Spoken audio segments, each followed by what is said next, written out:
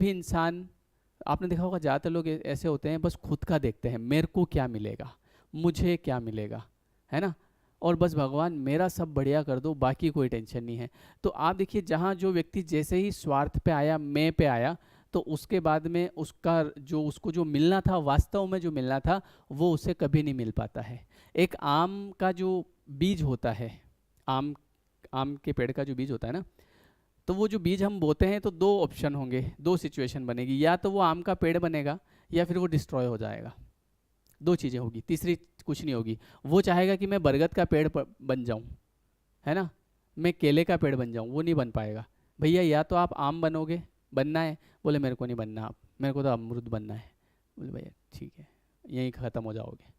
वैसा ही इंसान के साथ होता है। इंसान जो बनने के लिए आया है, या तो वो बन जाएगा, या फिर वो ख़त्म हो जाएगा। तो इसीलिए हमको पहले ये समझना पड़ेगा कि ये प्रकृति किस तरीके से काम कर रही है। ये प्रकृति ऐसे काम कर रही है कि आपके जीवन में कुछ लोग होंगे, देखो बहुत गहरी बात बता रहा हूँ, मतलब जो इस बात को समझ गया ना, उसको मैं कहता हूँ जीवन में मेहनत करने की भी ज़रूरत नहीं पड़ेगी। जैसे लोग कहते हैं ना मेहनत करने से मिलता है, मेहनत तो करनी नहीं पड़ती है। क्या करना पड़ता है, मैं आपको बता दूँ कि जो राजा भरत, भगवान राम के छोटे भाई भरत, तो जब माता कैकेयी ने सब कुछ व्यवस्था कर ली कि बोले जैसे ही भरत आएगा राजगद्दी पे बिठा दूंगी, है ना, तो जैसे ही भरत वहाँ पे आए, तो उन्होंने देखा भैया राम कहाँ है, बोले वो तो वनवास। बोले ये कैसे हुआ, तो बोले ये ऐसे ऐसे हुआ। माता कैकेयी ने कहा ये मैंने तेरे लिए किया। तो वहीं से भरत ने क्या किया, उनके खड़ाऊ लिए, मतलब वहाँ से पहले तो वहाँ गए राम भैया के पास, वहाँ से उनके खड़ाऊ लिए और राजगद्दी पे रखिए कि राम भगवान जो राजा है वो आप ही हैं, मैं नहीं हूँ। उन्होंने ऑटोमेशन का पालन किया। वहाँ पे वो चाहते तो वो राजा बन जाते, बोले कि ये मम्मी ये काम बहुत बढ़िया किया आपने, लेकिन उन्होंने कहा कि नहीं, मैं प्रकृति के ऑपोजिट नहीं जाऊँगा, है ना। जब तक भगवान, मतलब बड़े भैया हैं तो बड़े भैया ही राजपाट संभालेंगे, मैं बिल्कुल कुछ नहीं करूँगा। उनके भाई लक्ष्मण थे, जब वो वन में जाने को हुए, बोले मैं आपका छोटा भाई हूँ, मैं आपके साथ चलूँगा, है ना। हनुमान जी थे, बोले भगवान मैं आपकी सेवा के लिए हूँ, मैं आपकी सेवा करूँगा। माता सीता थी, ससुर जी की बात मानी, और इधर पति पति के साथ मैं वनवास को जाऊंगी। ऐसा नहीं कि आपको वनवास हुआ है आप जाओ, मैं क्यों चलूँ, है ना। ऐसा तो है नहीं कि भैया वनवास आपको दिया है तो ये तो आप आपके पिताजी से बात करो, मैं क्यों चलूँ, आप जाओ, मैं तो जा रही हूँ मेरे घर। नहीं, मैं आपके साथ में हूँ, अब आपके साथ चलूँगी।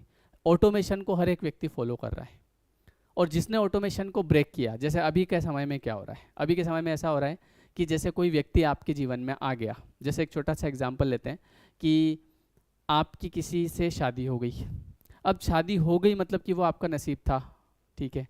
अब चूंकि आपने ये देखा कि यार ये मुझे पसंद नहीं है, या कुछ भी इस प्रकार से बोले मुझे पसंद नहीं है, या इसके घर वालों ने कुछ नहीं दिया, या किसी भी तरीके से आप उस व्यक्ति को पसंद नहीं कर रहे हैं, या फिर वो लड़की बोल रही है कि ये लड़का मेरे लायक नहीं है, वो उस ऑटोमेशन को तोड़ के बोले कि मैं किसी और से बात करूंगी, वो मेरे लायक है। तो यहाँ पे जैसे ही व्यक्ति ऑटोमेशन को ब्रेक करेगा सुखी रहने के लिए, तो वो खुद देखेगा कि कहीं ना कहीं मैं दुखी होता जा रहा हूँ। मान लीजिए कि आप किसी ऐसे लड़के से प्यार करते हैं जिसका ऑलरेडी उसकी जो है गर्लफ्रेंड है, पर आप ये सोच रहे हैं कि कैसे भी करके इसका ब्रेकअप करा दूंगी और मैं इसके साथ हो जाऊंगी। तो जैसे ही आपके अंदर ये विचार आया और आपसे ये कर्म बना, तो कोई ना कोई आपके लिए तैयार हो जाएगा, आपकी उससे भले शादी भी हो जाएगी। कुछ समय बाद ऐसी सिचुएशन बनेगी कि कोई नई लड़की उसके जीवन में आएगी, बिल्कुल एकदम बाल लहराती लहराती, और उसका मन उधर लग जाएगा और वो फिर आपका भी तुड़वा के चली जाएगी, क्योंकि ऑटोमेशन है, जो आप देंगे वो आपके पास लौट के आएगा। तो इस दुनिया में बहुत सोच समझ के कदम रखना पड़ता है। जब आप ऑटोमेशन को ब्रेक करते हैं सुखी रहने के लिए, तो आप देखते हैं कि आप दुखी हो रहे हैं, क्योंकि आपने इतना तो एहसास कर लिया होगा कि लाइफ में ब्लॉकेज कहीं से भी आ जाते हैं। कुछ भी ब्लॉकेज आ जाएगा, अच्छा खासा काम चलता चलता बंद हो जाता है। हम काम करना चाह रहे हैं, समझ नहीं आ रहा है काम चल क्यों नहीं रहा है। ये सब चीज़ें क्यों होती है, ये सब चीज़ें तब होती है जब हम ऑटोमेशन को फॉलो नहीं करते हैं, है ना। अब ये बात बहुत सारे लोगों को पता ही नहीं है अभी। ऑटोमेशन का मतलब आपका जो धर्म है उसका पालन आपको करना ही है।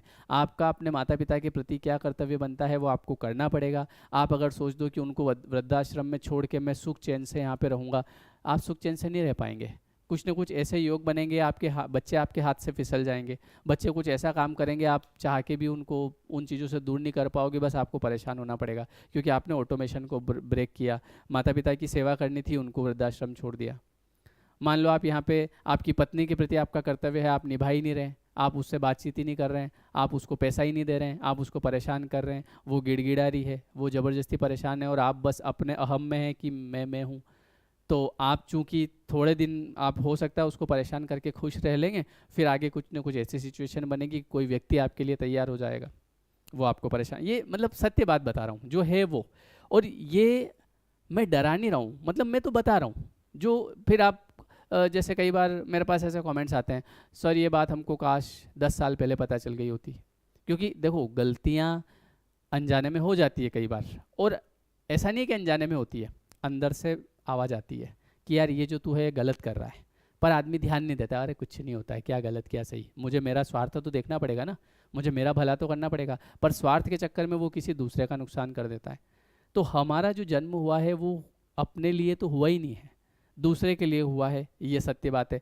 और जब आप दूसरे के लिए कुछ करना शुरू कर दें तो आपके लिए तो सब